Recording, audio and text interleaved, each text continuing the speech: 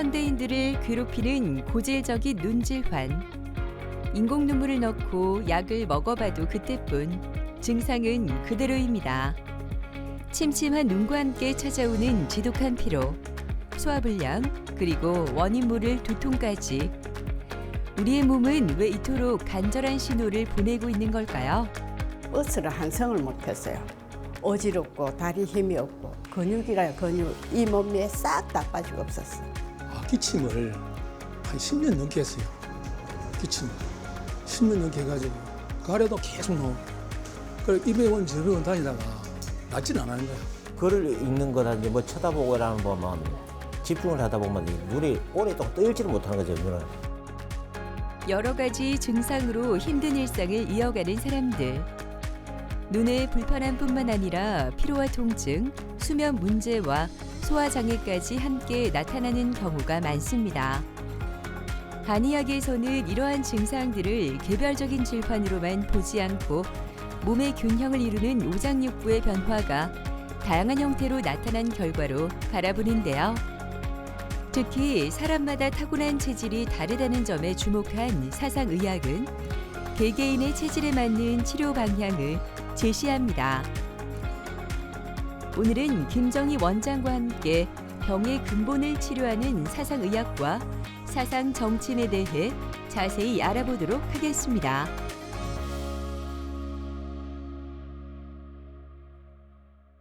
우리가 예를 들어서 눈이 안 좋으면 눈을 보고 머리가 아프면 머리를 살펴보고 허리가 안 좋으면 허리에 있는 뼈나 근육을 살펴보지 않습니까? 근데 사상의학의 치료 목적은 뭐냐면 아픈 부위를 중심적으로 보는 것이 아니라 이 병이 생긴 근본 원인을 그 뿌리를 찾아서 치료하기 위해서 만들어진 학문이 사상의학이라고 생각하시면 됩니다. 주로 사상의학에서 사용한 방법은 한약이라든지 여러 가지 식습관이라든지 아니면 마음을 다스린다든지 뭐 그런 식으로 해서 가장 약한 장기의 기능을 도와서 병을 치료하는 것이 바로 사상의학의 치료 방법이고 목적이라고 보시면 되겠습니다. 자, 사상정침 또한 사상의학에서 나온 치법이기 때문에 사상의학의 치료 방법과 원리와는 완전히 똑같다고 보시면 되겠습니다. 즉 병이 생겼을 때 그 병의 증상을 보는 것이 아니라 그 뿔에 해당되는 오장뿔을 치료하는데 기존의 사상의학에서는 주로 그 치료하는 방법 자체가 한약이라든지 아니면은 뭐 식습관이었다면 사상의학은 사상정침은 단지 그 도구가 침으로 바뀌었다라고 생각하시면 되겠습니다. 즉 사상정침에서 침을 놓는 목적은 사상의학과 마찬가지로 오장뿔을 좋게 만들어서 그 사람이 타고난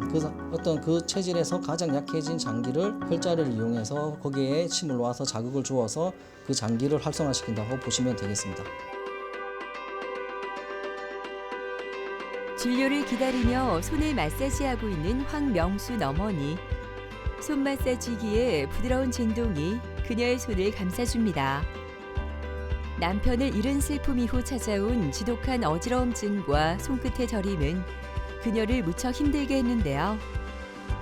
그래도 이곳에서의 시간이 그녀의 몸과 마음을 조금씩 안정시켜주고 있습니다. 버스를 한성을 못했어요. 어지럽고 다리 힘이 없고 근육이라 근육 이 몸매에 싹 다 빠지고 없었어. 가장 힘들었던 거는 일단은 내가 이제 원래는 한복을 하고 있는데 일을 못했었어요. 머리가 이 정신이 맑지를 안 하고 항상 진통제를 먹어야 됐어요. 전에도 몸이 좀 신경이 예민해가지고 그런 종류가 있었는데 그래도 이제 내 스스로가 이제 머리 이거는 내 스스로가 자꾸 단속을 해야 되는데 이제 쇼크를 받고 나가지고는 내가 중심이 안 되고 고쳐지지를 않아요. 그래서 엄청 힘들었어요. 4개월 전에는. 어머니 안녕하세요. 요즘에 불안한 거는 어떻습니까, 어머니? 무섭고 불안한 게 이제 예. 많이 없어졌어요. 거의 없어졌죠, 예, 어머니. 예, 예. 그렇죠? 거의 한 90% 없어졌다고. 정신적인 스트레스도 결국은 내가 몸이 건강해지면 에너지가 생기면 스스로가 이제 그 바른 길을 찾아가게 되거든요, 어머니. 몸과 마음 같기 때문에 이게 침과 한약으로 뭐 침 맞고 해서 오장부가 좋아지게 되면 에너지가 생기게 되면 이 마음이 당연히 좋은 쪽으로 가게 돼 있습니다, 어머니. 그러니까 어머니 느끼실 건데 요게 몸이 건강해지는 만큼 마음도 편안해지는 걸 느낄 거예요. 스트레스 안 받을 노력하는 것도 중요하지만 더 중요한 게 뭐냐면 음식 잘 가려 먹고 네. 잠 잘 자고 운동 적당히 해서 몸을 건강하게 만드셔야 돼요. 예. 예, 예. 제가 그걸 너무 많이 느끼고 그렇죠. 있어요. 그러니까 몸이 건강해 마음도 건강합니다. 지금 열심히 오고 계시기 때문에 더 좋아지실 거예요, 어머니. 네. 제가 더 성의껏 침 놔드릴게요. 네. 침 맞고 나면 바로 좀 편해지죠, 마음이. 예. 그렇죠, 어머니. 예. 힘도 좀 나고. 오늘도 침 잘 놔드릴게요. 예. 너무 좋아졌어요. 알겠습니다. 더 좋아질 겁니다. 예. 예. 이분께서 이제 내원하시기 1년 반 전에 그 굉장히 정신적으로 충격받는 일이 계셨습니다. 그래서 이제 그때 너무나 큰 스트레스를 통해 가지고 불면증과 우울증, 소화불량, 그다음에 만성 피로 이런 증상으로 특히 이제 극심한 우울증을 가지고 계셨어요. 가장 주 증상이 너무 피곤해서 움직일 힘이 없다. 아무것도 하기 싫다. 그냥 누워만 있고 살 힘이 없다라고 그런 표현을 써서 내원하신 분이라고 보시면 되겠습니다. 사상의학에서는 사람의 체질을 태양인, 소양인, 태음인, 소음인 네 가지로 나누는데요. 체질을 제대로 진단해야만 정확한 치료가 진행됩니다. 체질 감별이라는 것은 사실 전문적인 분야이기 때문에 쉽게 설명하기는 좀 쉽지 않지만 간단하게 원리를 설명하자면 그냥 쉽게 생각해서 그 사람이 가장 약한 장기를 찾아내는 과정이라고 보시면 되겠습니다. 어디가 가장 약한지, 어느 에너지가 가장 약한지를 찾아내는데 그 에너지에 따라서 나타나는 성격이라든지 체형이라든지 증상이 다 다르거든요. 강한 에너지와 약한 에너지가 어느 것이냐에 따라서. 그래서 그걸 통해서 체질을 감별해낸다고 보시면 되겠습니다. 자, 사상의학의 목적이 오장부를 좋게 해서 에너지를 증가시키는 거라고 했지 않습니까? 이분 같은 경우에는 왜 우울증이 생겼냐면 물론 안 좋은 일도 계셨지만 극심한 스트레스라든지 그리고 소화불량 등으로 인해서 음식도 잘 못 먹고 하셔가지고 체력이 극도로 떨어졌기 때문에 더 우울했던 겁니다. 자, 그래서 이분 같은 경우는 오장부를 좋게 만들어서 우울증과 불안증을 없앴는데 자, 그러면 오장부 기능이 떨어지면 왜 우울증이 생기냐면 예를 들어서 우리가 아침에 일어나서 활동을 하기 위해서는 에너지가 있어야 되지 않습니까? 근데 내가 하루에 필요한 에너지가 100이에요. 오장부에서 100만큼 만들어낸다면 문제가 없지만 과도한 스트레스라든지 여러 가지 원인으로 오장부 기능이 떨어져서 에너지가 60밖에 생산이 안 된다면 문제가 생기게 됩니다. 자, 이때 우리 몸은 어떻게 하냐면 에너지가 60밖에 없는데도 불구하고 계속 에너지를 100을 쓰게 되면 큰 문제가 생기지 않습니까? 그래서 우리 몸은 첫 번째로 하는 게 우리 몸을 보호하기 위해서 에너지가 60밖에 없으면 60만 쓰려고 합니다. 그래서 첫 번째로 하는 게 뭐냐면 일부러 기분 우울하게 만들어 버려요. 우울하게 되면 에너지 전략 모드로 들어가는 거예요. 그래서 즉 우리 몸은 에너지가 떨어지게 되면 일부러 우울한 감정을 만들어내서 에너지를 스스로 보호하려고 하는 것입니다. 자, 두통 같은 경우는 아까도 말했지만 사상의 핵심은 뿌리를 치료하는 거라고 했지 않습니까? 머리 쪽에서 일을 하기 위해서는 많은 영양분이 필요합니다. 근데 그 영양분을 머리 자체에서 만드는 것이 아니라 오장부에서 만들어서 공급이 돼야 되는데 머리에 필요한 영양이 100인데 오장부에서 60밖에 공급이 안 된다면 두통이 생길 수밖에 없어요. 자, 그런데 이때 치료를 할 때 머리를 보는 것이 아니라 오장부를 좋게 만들어서 머리로 가는 영양을 60에서 100을 만들게 되면 머리 쪽에 있는 근육에 있는 세포라든지 뇌세포들이 튼튼해지기 때문에 두통이 줄어드는 거라고 보시면 되겠습니다. 오랜 슬픔으로 막혀버린 기혈을 풀어주고 올라온 열을 내리며 마음을 진정시키는 데 중점을 두고 침 치료가 시작됩니다. 사상의학의 원리를 침 치료에 접목한 사상정침은 환자의 타고난 체질을 고려한 맞춤형 치료법인데요. 경혈을 자극해 긴장된 신경을 안정시키고 몸의 흐름을 조절해 다양한 증상의 회복을 돕습니다. 그 침 치료가 원리가 뭐냐면 일단 아픈 곳에 놓는 침도 있고 그러니까 아픈 곳에 안 놓는 침이 원위치열이에요. 아픈 곳에 안 놓는 침이 있는데 사상정침의 가장 첫 번째 원은 원위치열입니다. 예를 들어 허리가 아프다고 해서 허리에 놓는 것이 아니라 허리와 상관이 없는 손발에 놓게 되는데 그 원리가 뭐냐면 예를 들어 허리가 아프다면 그 허리가 아픈 원인을 찾아내는 건데 자, 허리는 뼈 근육 인대로 되어 있지 않습니까? 자, 근데 이 뼈 근육 인대가 일을 하기 위해서는 영양분이 필요하고 에너지가 필요한데 그 에너지를 만들어내는 것은 오장부예요. 허리에 필요한 영양이 100인데 오장부에서 100만큼 간다면 뼈나 근육이 튼튼하기 때문에 큰 문제가 없습니다. 자, 그런데 허리 뼈 근육에 필요한 영양이 100인데 오장부에서 60밖에 안 가게 되면 뼈 근육이 약해지기 때문에 통증이 생기는 겁니다. 그럼 이때 치료를 할 때 허리를 치료하는 것이 아니라 오장부 좋게 하는 침을 놓는 거예요. 오장부를 좋게 하는 혈자리는 허리 자체에 있는 것이 아니라 손발에 있어요. 그렇기 때문에 허리에 직접 놓는 것이 아니라 오장부 좋게 하는 혈자리를 놓아서 치료하는 것입니다. 아픈 곳 자체보다는 그 아픈 곳에 에너지를 공급시켜주는 뿌리를 보는 거라고 보시면 돼요. 뿌리를 치료하는 침법이라고 보시면 되겠습니다. 일단은 여기서 치료받고 좋아졌어요. 그리고 약을 전체적으로 안 먹고 좋은데 뭐 진통제 같은 거 먹을 필요가 없잖아요. 그만큼 단계가 올라왔는데 그다음에 이제 이 머리가 맑지를 않으니까 어지러우니까 사람 보는 집중도 없고 근데 이제 모든 것이 제자리에 왔어요. 대기실에서 진료를 기다리는 김광석 아버님은 환절기만 되면 반복되는 기침과 가래로 일상이 너무나 불편했습니다. 여러 검사를 받았지만 특별한 이상은 발견되지 않았고 봄과 가을이 다가올 때마다 증상은 다시 찾아왔는데요. 마른 기침과 콧물, 쌓이는 피로감에 눈까지 침침해지며 생활의 질은 점점 떨어졌습니다. 기침을 한 10년 넘게 했어요. 기침 10년 넘게 해가지고 가래도 계속 나오고 그래 이 병원 저 병원 다니다가 낫지는 않는 거야. 그 병원약 먹고 나면은 한 며칠 또 괜찮아. 그럼 또 그래. 내가 회사를 다니는데 그 뭐 한 달에 한 길근을 많이 했어요. 도저히 낫지는 않으니까. 아버님 안녕하세요 아버님. 예, 안녕하세요. 네, 반갑습니다 아버님. 지금 환절기잖아요 아버님. 예. 봄이고 지금 요즘에 기침 치료하고 나서 좀 어떻습니까? 많이 좋아졌어요. 한 몇 프로 정도 좋아진 것 같아요? 그 한 8, 90%는 좋아진 것 같은데. 좋아진 것 같아요? 예.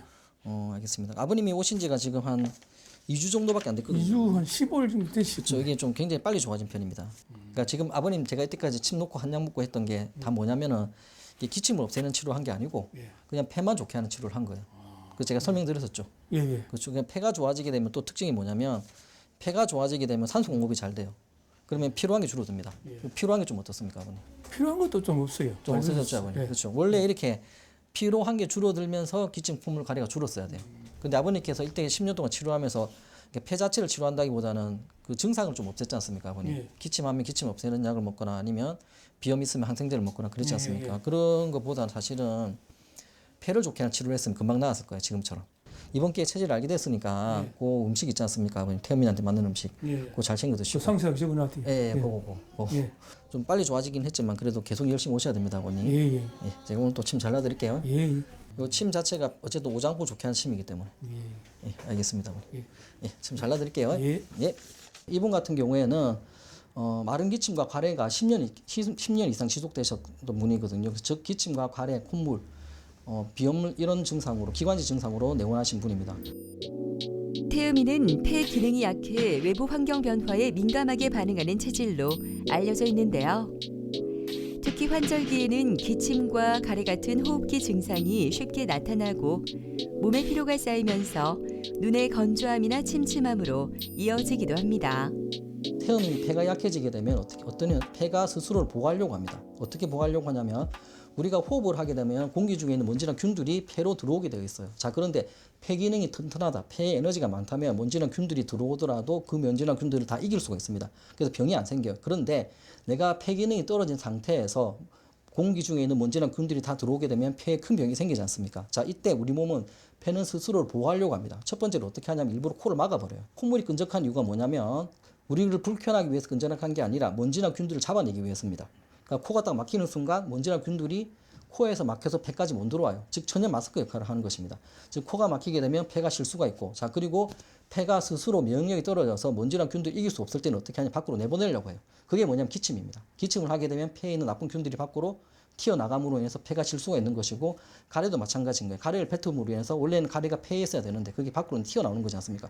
즉 폐가 스스로가 보호할 수가 없, 스스로가 면역력이 떨어져서 그 나쁜 균들을 이길 수 없기 때문에 코로 막아버려서 마스크 역할을 하고 기침 가래를 밖으로 내보내는 것입니다. 즉 이 사람 같은 경우 콧물 기침 가래를 계속 했다는 것은 폐가 계속 10년 동안 약했다는 겁니다. 그러니까 이분은 폐를 좋게 만들어서 기침 콧물 가래가 필요 없게끔 만들었어야 되는데 이분은 폐를 좋게 한 10년 동안 폐를 좋게 한 치료를 한 게 아니라 단순히 코가 막히면 코를 뚫는 약을 먹고 기침을 하게 되면 기침이 불편하니까 기침 안 하게 약을 먹었던 거예요. 항생제로 써서 코를 뚫어버리게 되면 폐는 안 좋은데 코가 뚫렸으니까 마스크를 벗은 거와 똑같은 거예요. 그러니까 먼지나 균들이 폐로 계속 들어왔던 겁니다. 그러니까 이분이 10년 동안 기침, 콧물, 가래를 해도 폐가 회복이 안 되어서 계속 왔던 거예요. 그래서 저희는 이분을 치료할 때 뭐냐면 어떻게 치료했냐면 콧물, 기침, 가래를 치료한 것이 아니라 단지 폐를 좋게 하는 혈자리에 침을 놓고 폐를 좋게 하는 약물이라든지 아니면은 폐를 좋게 하는 운동요법이라든지 이런 것을 가르쳐줘서 폐 자체를 좋게 만들어주니까 단 2주 만에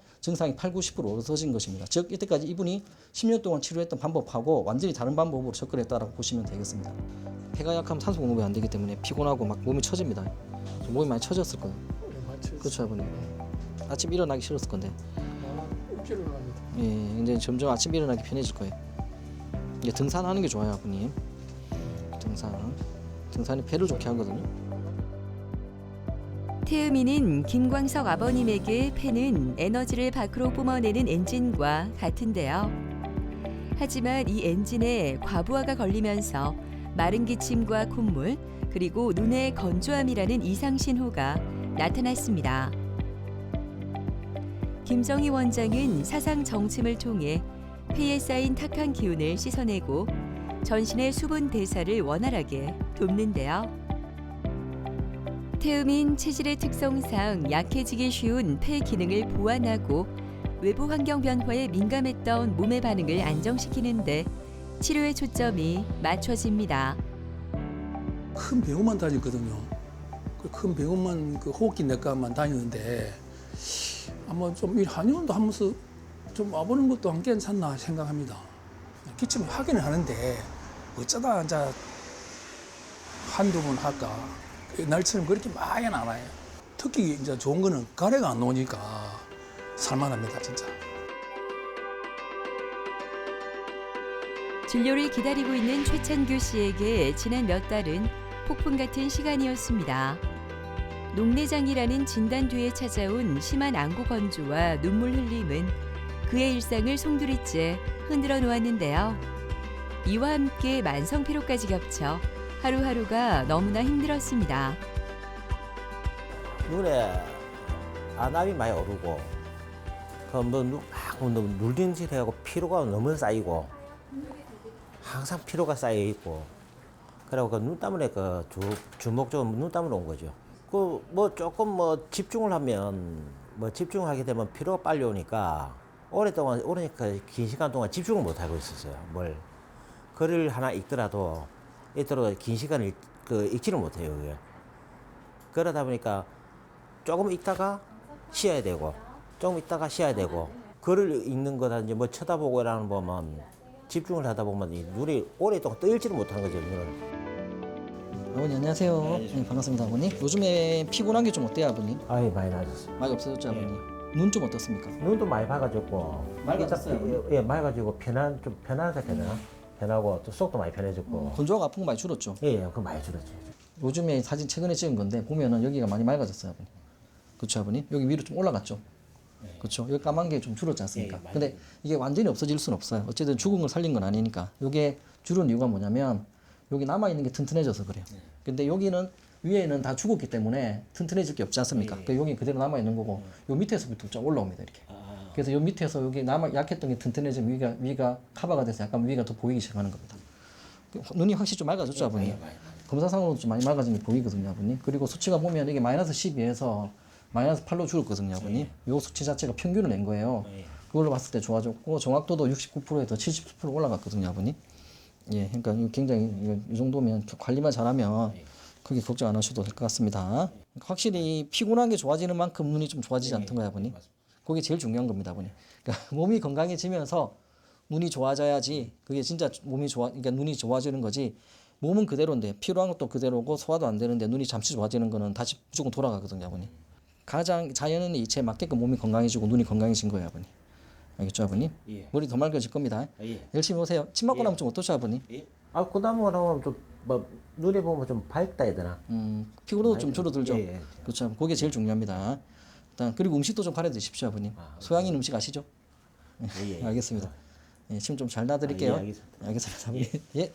이분은 양쪽 눈에 녹내장으로 내원하신 분이시고 특히 이제 오른쪽 같은 경우는 많이 진행이 된 상태셨고 그 다음에 망리 수술을 하고 난 뒤에 당연히 그때 수술은 반드시 필요한 수술이었습니다. 수술은 잘 되었지만 그때 안압이 너무 올라가는 바람에 시신경이 좀 많이 손상을 받아서 시야 자체가 많이 감소된 상태에서 내원하신 분이시고 그리고 눈으로 가는 영양이 부족하다 보니까 안구 건조증이라든지 눈물 흘림증, 눈 피로를 동시에 가지고 계셨습니다. 즉 주 증상은 녹내장, 안구 건조증, 눈물 흘림증, 눈 피로라고 보시면 되겠습니다. 자, 녹내장은 단순하게 생각하시면 됩니다. 우리 눈에도 신경이 있는데 우리 눈에 있는 신경을 시신경이라고 하는데 다 떠나서 시신경이 죽으면 녹내장이라고 쉽게 생각하시면 돼요. 자, 그러면 녹내장을 치료한다는 말은 시신경이 안 죽게끔 만들어야 된다는 소리입니다. 그리고 이 시신경은 다 죽게 되면 실명된다고 보시면 됩니다.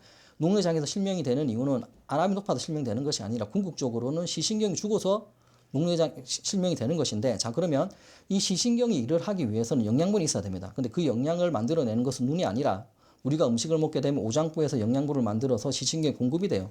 자, 근데 시신경에 필요한 영양이 100인데 오장부가 좋아서 100만큼 공급이 되면 시신경이 죽을 이유가 없습니다. 자, 그런데 시신경에 필요한 영양이 100인데 오장부 기능이 떨어져서 60밖에 안 가게 된다면 시신경이 약해질 수밖에 없고, 오장부에서 시신경으로 가는 영양이 눈으로 가는 영양이 부족해지면 안압을 조절하는 능력도 떨어지기 때문에 안압도 높아질 수가 있는 것입니다. 자, 이 부분 같은 경우는 당연히 오장부를 좋게 만들어서 시신경으로 가는 영양을 100에서 60에서 100으로 증가시켜서 시야가 넓어졌다라고 보시면 되겠습니다. 자, 그리고 오장부가 좋아지게 되면 시신경으로 가는 영양만 증가되는 것이 아니라 각막이라든지 눈물샘으로 가는 영양도 동시에 증가되기 때문에 이분이 가지고 계셨던 안구건조증 또한 동시에 좋아진 것이라고 보시면 되겠습니다. 즉 안구건조증 따로 치료하고 녹내장 따로 치료한 것이 아니라 그 뿌리인 오장부를 치료해 주니까 그 뿌리가 좋아지게 되면 가지가 동시에 여러 가지가 동시에 튼튼해지지 않습니까? 그래서 각막도 튼튼해지고 시신경 또한 튼튼해져서 시야가 좀 넓어진 케이스라고 보시면 되겠습니다. 근데 여기서 녹내장의 제일 무서운 점이 뭐냐면 아무리 오장부가 좋아지더라도 죽은 시신경을 살릴 수가 없습니다. 그래서 이 환자 같은 경우에 보시면 치료 전과 후를 보시면 완전히 하얘질 수가 없어요. 단지 약한 게 튼튼해지면서 여기 밑에가 맑아진 것입니다. 그러니까 요 위에를 보면 요 위에는 이미 완전히 죽었기 때문에 그대로예요. 하지만 요 밑에 있는 시신경이 튼튼해지면서 위를 커버하기 때문에 시야가 위로 살짝 올라갔다고 보시면 되겠습니다. 패턴은 비유하지만 밑에서부터 올라가게 되는 경향이 있습니다. 그리고 까만 거의 가장 끝에 부분은 그대로 남아있다고 보시면 되겠습니다. 자, 이 자리가 신장을 좋게 하는 소양인 혈자리입니다. 열도 좀 내려가요. 신장이 좋아지면 시신경으로 가는 영양이 증가되거든요. 아버님 같은 경우는 아버님 신장이 안 좋아서 시신경으로 에너지 공급이 안 되는 사람이었기 때문에 이게 신장을 좋게 하는 게 아니고 신장을 좋게 만들어서 눈을 좋게 한다 생각하시면 돼요. 이게 그 혈자리입니다. 소양인에게 중요한 균형을 맞추는 혈자리에 하나씩 침이 놓이면서 흐트러졌던 몸의 안정이 서서히 되찾아지는데요. 신장의 기능을 보완하고 눈으로 이어지는 부담을 줄여 안압의 변화를 안정시키는 데 도움을 줍니다. 이어서 약침 치료가 진행됩니다. 이 치료는 체질과 상태에 맞는 약제 성분을 활용해 눈의 부담을 줄이고 안압 안정에 도움을 주는데요. 신경 손상을 방어하고 만성적인 안구 건조와 피로감을 빠르게 완화하는 데 도움을 줍니다. 눈이 좀 환하게 맑아진다나 그런 거. 그리고 머리가 상쾌해진다는 거죠. 조금 옛날 정상 그 비해서는 한 50% 저도 50% 이상은 나아진 것 같아요. 뭐가 제가 운수업을 좀 하는데 지금은 상황은 운전을 오래를 하지를 못해요. 이게 너무 피곤한 게 있으니까. 근데 운수업 하다 보니까 이제 저 운수업에 대해서 내 일을 갖고 더 하고 싶다는 거죠. 그 일. 그래서 내가 눈이 아프면 눈만 볼 것이 아니라 눈에 에너지를 공급시켜 주는 건 어디냐? 그러면 당연히 오장부밖에 없거든요. 눈이 안 좋은데도 불구하고 눈을 아무리 들여다봐도 원인이 없을 때가 너무나 많아요. 왜냐하면 눈과 뇌의 뿌리는 오장부이기 때문에 뿌리에서 원인을 찾아야 되는데 뿌리를 안 보고 가지만 찾다 보니까 원인을 못 찾는 병이 굉장히 많이 있습니다. 이때는 뿌리를 들여다보게 되면 찾지 못한 원인을 찾을 수도 있고 치료 방법을 찾을 수도 있을 것입니다. 항상 뭐든지 병이든 무슨 일이든 간에 항상 그 원인을 찾아서 그 원인을 제거해야 되는 것이 세상이 이치지 않나 생각합니다. 바쁜 일상에서 우리는 몸의 변화를 쉽게 지나칩니다. 하지만 작은 불편함을 돌아보는 순간 회복의 길은 시작되지 않았을까요? 나를 위한 선택이 필요한 순간입니다.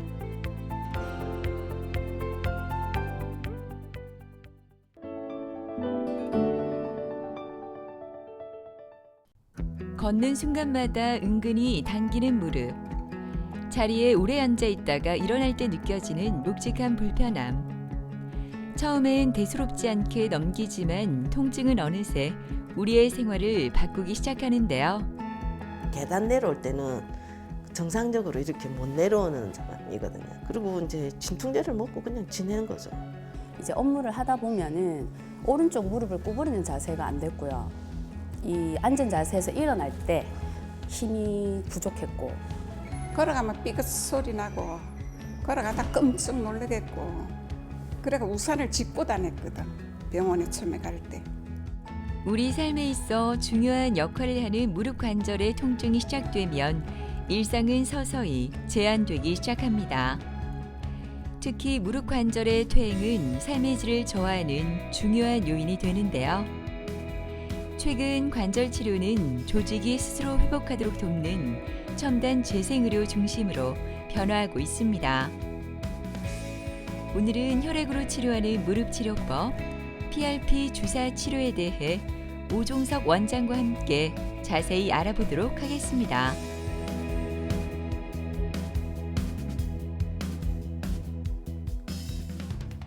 보통 환자분들이 관절염이라는 얘기만 들어도 수술을 해야 될까봐 덜컥 겁을 내시는 분들이 아마 많으실 겁니다. 하지만 보통 관절염이 있냐 없냐의 문제가 아니고 도대체 어느 정도 있느냐가 중요합니다. 그래서 보통 관절염을 4단계로 나누고 4기, 즉 말기인 경우에는 연골도 다 닳았고 그로 인해서 이제 변형, 많이 휘어지고 하기 때문에 어쩔 수 없이 수술적 치료를 고려해야 되지만 1기부터 3기까지는 아직은 내 무릎을 써야지 인공관절로 바꾸기에는 아깝기 때문에 거의 대부분은 보존적 치료를 해서 내 무릎을 쓰도록 만들어줍니다.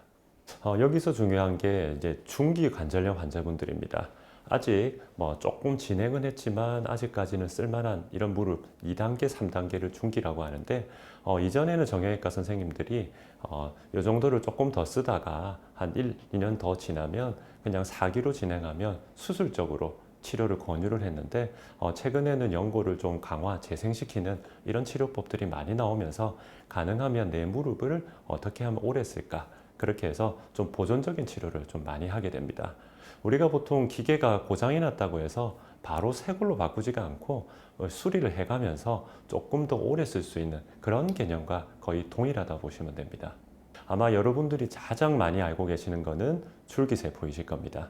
그런데 이 줄기세포가 보통 골수나 지방세포를 뽑아야 되는데 골수는 뼈를 뚫고 들어가야 되고요. 그리고 지방세포는 내 배에서 지방흡입을 20-30분 동안 채취를 해야 되기 때문에 그 과정 자체가 좀 번잡하고 힘이 많이 듭니다. 그래서 최근에 혈소판 풍부혈장이라고 하는 PRP 치료가 나온 거죠. 그래서 이 치료는 내 혈관에 있는 피를 뽑으면 되니까 아주 쉽게 채취를 할 수 있고 효과도 줄기세포에 못지않기 때문에 최근에 많은 환자분들이 이 치료를 통해서 무릎 관절염은 치료를 받고 있습니다.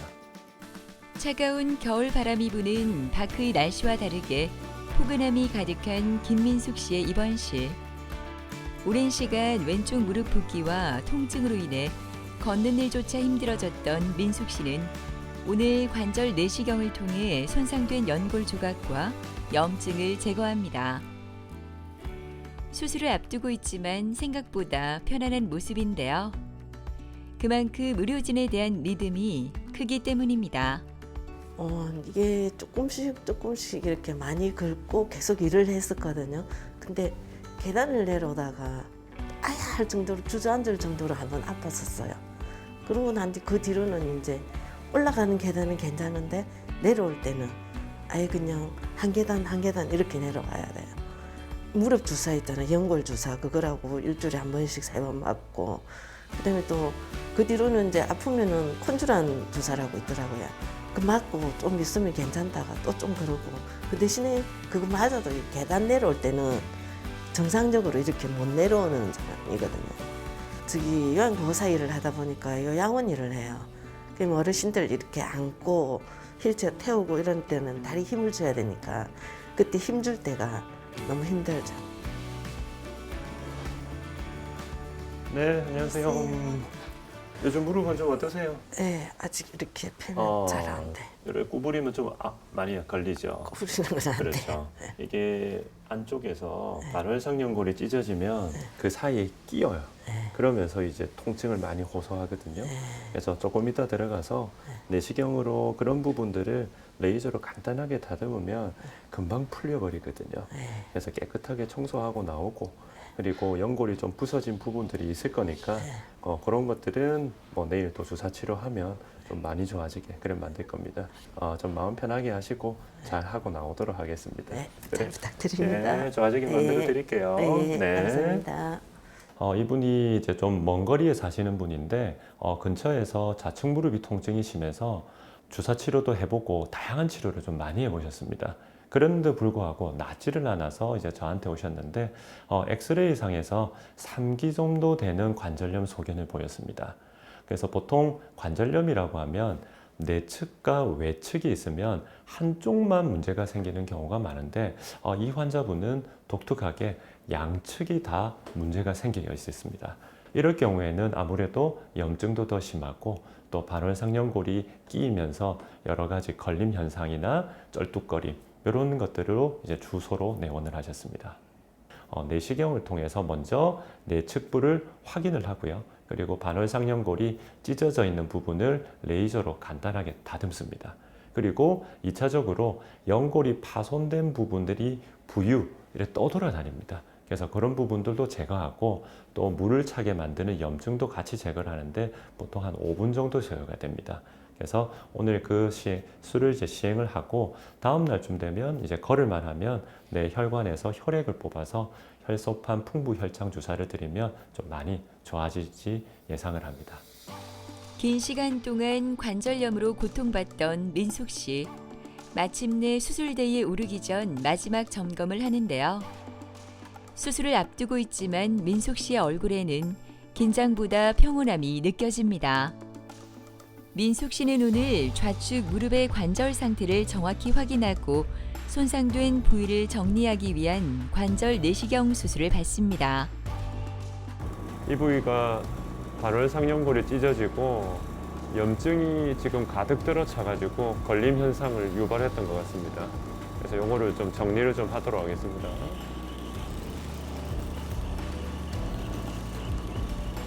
네, 내측부도 반월상연골의 뿌리가 지금 완전히 좀 파열된 상태입니다.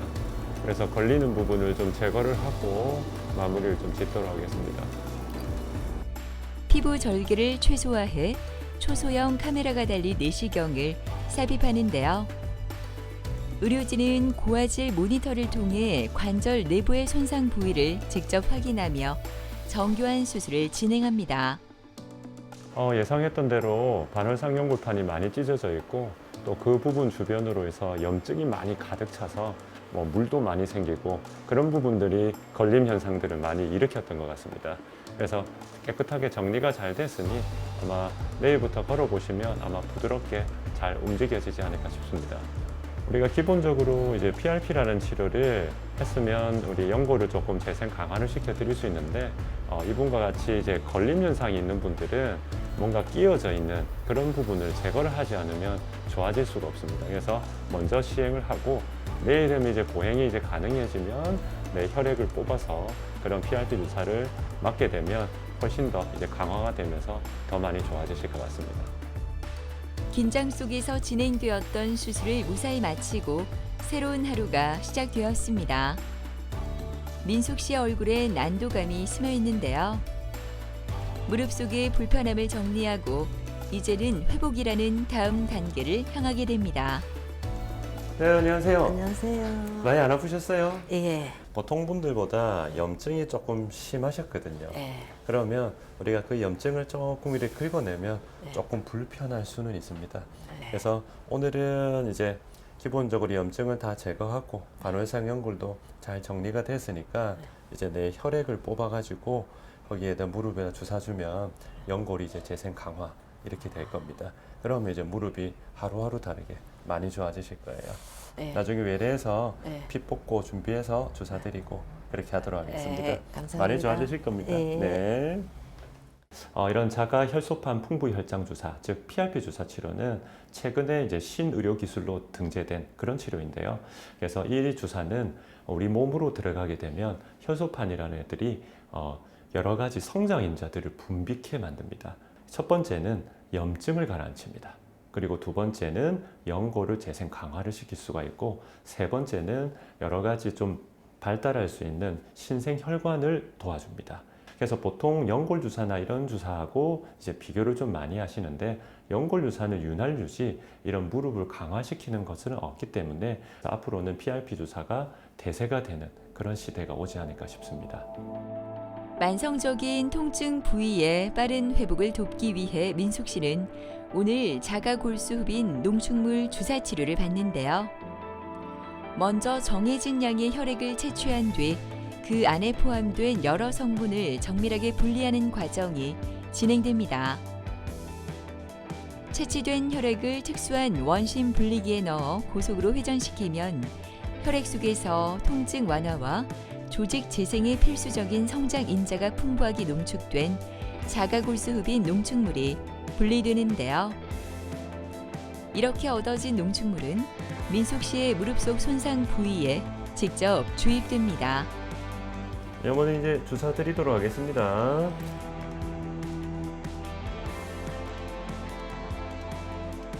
자, 힘을 한번 빼보시고요. 가볍게 움직여 볼까요? 이렇게 처음에는 좀 불편해도 움직이다 보면 계속 좀 편해지실 겁니다. 고생하셨고요. 자, 일어나겠습니다. 이런 PRP 주사의 적응증은 중기 관절염 환자에서 1년 정도 치료를 해봤는데도 호전이 없는 분들, 이런 분들이 이제 PRP 주사를 맞게 됩니다. 보통 일주일 간격으로 한 3번에서 5번을 맞는데 많이 맞을수록 좋기 때문에 한 5번 정도를 추천드리고, 보통 이런 주사를 맞으면 하루 이틀 정도는 조금 냉찜질하면서 가벼운 일상생활을 하고 다음 날부터 좋아지시면 정상적인 운동, 활동, 작업 모든 게 다 가능해지실 겁니다. 오늘 1차 주사를 좀 맞으셨고요.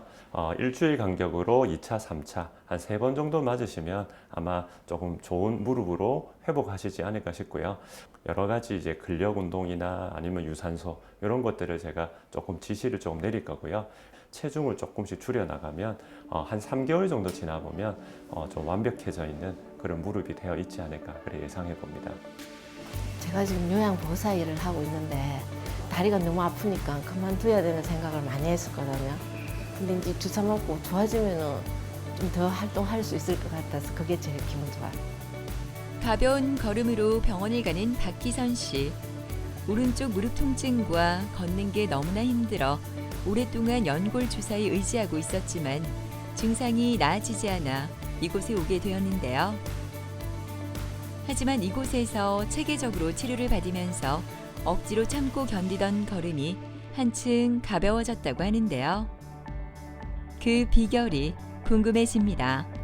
작년 11월쯤에 업무 중에 갑자기 다리가 통증이 오더라고요. 동네 근처에 있는 병원에 먼저 방문했다가 진료받고 그 순간 조금 괜찮고 계속 일을 하다 보니까 무릎 통증은 계속 조금 지속되더라고요. 단순한 관절염이 아니라는 생각이 딱 들대요. 그래서 병원을 방문했죠. 이제 업무를 하다 보면은 오른쪽 무릎을 구부리는 자세가 안 됐고요. 이 앉은 자세에서 일어날 때 힘이 부족했고 그게 제일 불편했고요. 네, 안녕하세요, 어머니. 오늘 요즘 무릎은 좀 어떠세요? 네, 많이 호전되고 있어요. 붓기는 네. 이제 거의 다 빠지셨네요. 예, 예. 요즘에 뭐 운동이나 이런 걸 하는 거는 좀 어떠세요? 네, 뭐 아무래도 오실 때마다 체중 감량도 중요하다고 네. 하셔가지고 네, 예. 제가 그때 중단했던 헬스도 좀 이제 무릎도 많이 괜찮아져가지고 좋습니다. 운동도 시작하면서 네. 지금 노력 중입니다. 아유, 너무 잘하고 계시고요. 네. 그래서 이전에 오셨을 때 우리 엑스레이 상에서는 2기인데 지금 내시경 상에서는 3기, 뭐 조금 더 보면 3기 이상으로 좀 보셔야 됩니다. 네, 예, 그만큼 조금 무릎의 파손이 좀 심했다.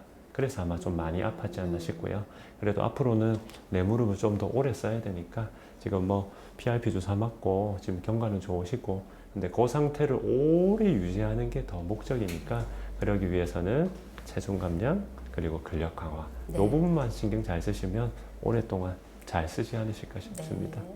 너무 잘하고 계세요. 예, 감사합니다. 네.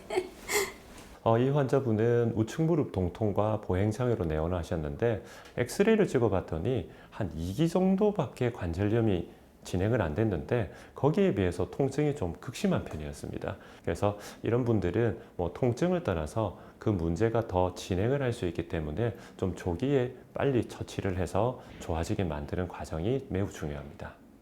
이 환자분 같은 경우에는 이제 무릎 내부 내시경을 통해서 들어가서 봤더니 반월상 연골판 파열이 매우 심한 상태였습니다.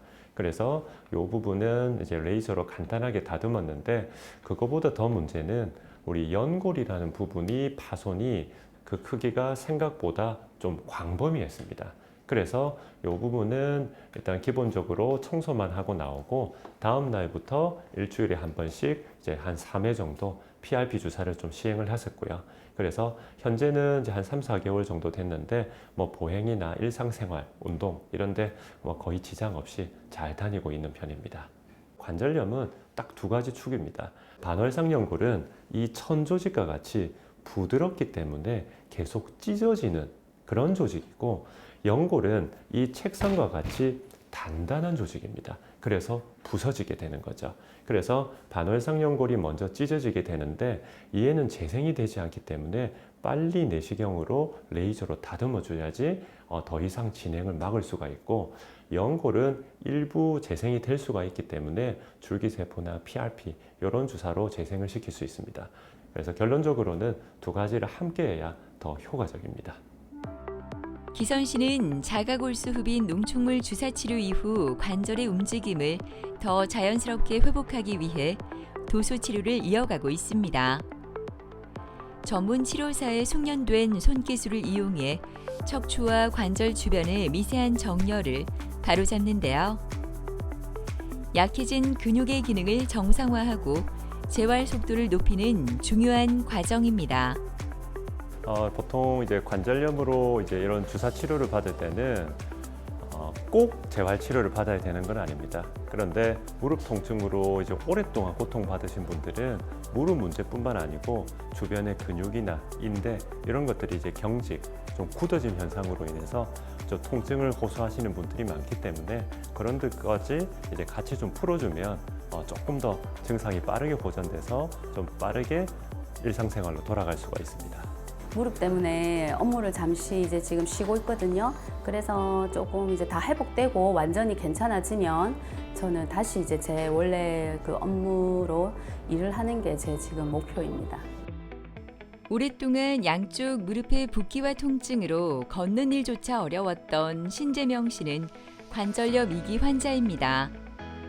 다른 병원에서 보존 치료를 꾸준히 받았지만 무릎 통증은 사라지지 않았는데요.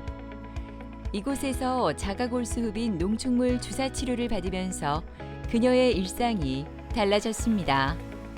어느 날 조금 이래 비탈길을 조금 무리했는데 그 길로 이 오금 밑이 무릎 뒤에가 시끈거리더라고. 그래도 한 3개월쯤 그래 했는데 오늘 아침에 출근하려니까 디디질 못하겠는 거야. 이게 탁 주저앉으려 해서 연골 주사 아프면 그냥 감아줬어. 그래 약 먹고 아플 때만 먹어라 하더라고. 걸어가면 삐끗 소리 나고 걸어가다 끔찍 놀라겠고 그래가 우산을 짚고 다녔거든. 병원에 처음에 갈 때. 요즘 오른쪽 무릎은 좀 어떠세요? 오른쪽은 많이 좋아요. 많이 좋아지셨고 예. 뭐 실제적으로는 오른쪽이 조금 더 심해서 시술을 좀 늦게 했지만 실제로 왼쪽이 좀 많이 아프셨잖아요. 예. 우리 반월상 연골이 좀 많이 터져서 그렇거든요. 예. 그래서 하여튼 양쪽 무릎이 조금 시차를 뒀지만 지금 다 좋아지게 만들어 놨으니 시간이 가면 보통 더 많이 좋아집니다. 기본적으로 이제 치료가 일단락되면 보통의 경우에는 한 6개월 뒤에 오셔가지고 그냥 연골 주사 정도 맞으시면 되고 또 몇 년 지났다가 또 안 좋으면 PRP를 조금 더 추가적으로 또 좀 하고 그렇게 이제 강화시키면서 내 무릎을 계속 오래 써 나간다 이렇게 이해를 하시면 됩니다. 그래서 오늘 오른쪽 무릎 마지막 3차 PRP 주사 치료를 할 거고요. 그러면서 이제 치료를 좀 일단락 지어보도록 하겠습니다. 네, 저기 누울게요. 네, 감사합니다. 이 환자분은 오랫동안 이제 식당에서 일을 하시다 보니까 아무래도 쪼그리 앉거나 이런 과정들 때문에 무릎이 좀 많이 상해서 오셨습니다. 그래서 엑스레이를 찍어 보니까 오른쪽이 3기 정도, 왼쪽은 2기 정도밖에 안 되는데 오히려 왼쪽 무릎이 더 아파서 내원을 하셨습니다. 보통 심한 쪽이 많이 아프다라고 생각하지만 이게 반대인 경우가 종종 있습니다. 그래서 이 환자분은 먼저 왼쪽 무릎부터 이제 치료를 좀 계획을 하고 진행을 해야 했습니다. 이 환자분께서는 이제 좌측 무릎을 먼저 보면 이 반월상 연골이 이제 뿌리가 되는 그 부위가 통증을 많이 유발을 하였습니다. 그래서 이 파열부를 간단하게 레이저로 다듬고 이제 PRP를 3회 치료를 했는데 현재 뭐 거의 통증이 없을 정도로 많이 호전되었습니다. 그래서 한 달 정도 지나서 이제 오른쪽 무릎을 다시 내시경을 시행해서 반월상연골판을 부분적으로 다듬고 금일 PRP를 예정을 하고 있습니다. 오늘 마지막 자가골수 흡인 농축물 주사 치료를 받는 재명 씨. 먼저 필요한 양의 혈액을 채취하는데요. 환자 본인의 조직을 활용하므로 안정성이 높다고 합니다. 농축된 세포와 성장인자가 모인 이 용액은 연골이 손상된 관절 부위에 정확하게 주입되며 염증을 가라앉히고 조직 재생을 촉진하는 역할을 하게 됩니다. 연골 주사는 윤활유 기능만 하지 재생을 시키거나 강화시키거나 어떤 환경을 바꾸지는 못합니다. 그래서 기본적으로는 이런 PRP나 이런 치료를 받고 유지는 연골 주사로 하시는 게 좋습니다. 기본적으로 외부에서 가져오는 줄기세포 아니면 여러 가지 또 세포 치료 이런 부분들은 이제 외부에서 들어오기 때문에 여러 가지 거부 반응 아니면 유전자 변이 이런 위험성이 있습니다. 하지만 이런 PRP나 아니면 줄기세포, 자가를 이용하는 경우에는 내 몸에 있는 세포를 쓰기 때문에 여러 가지 위험이나 합병증이 거의 없는 것으로 알려져 있습니다. 하지만 이런 주사를 맞으면 하루 이틀 정도는 면역 반응처럼 좀 붓고 아플 수는 있는데 보통 냉찜질하고 하면 하루 이틀 내로 거의 다 소실되기 때문에 이런 치료제들은 그런 위험 없이 좀 안전하고도 쉽게 맞을 수 있는 그런 치료라고 보시면 될 것 같습니다. 마지막 PRP 주사 치료를 마친 재명 씨가 다시 자신의 자리인 가게로 돌아왔습니다. 한때는 무릎 통증으로 오래 서 있는 일조차 힘들었지만 지금은 주방에서 음식을 만드는 게 어렵지 않은데요. 예전엔 아팠는데 지금은 아프지는 안 하고 무직하게 다리가 힘이 안 들어가는 것이 아프진 않아요. 안 아프니까 일을 할 수 있어요.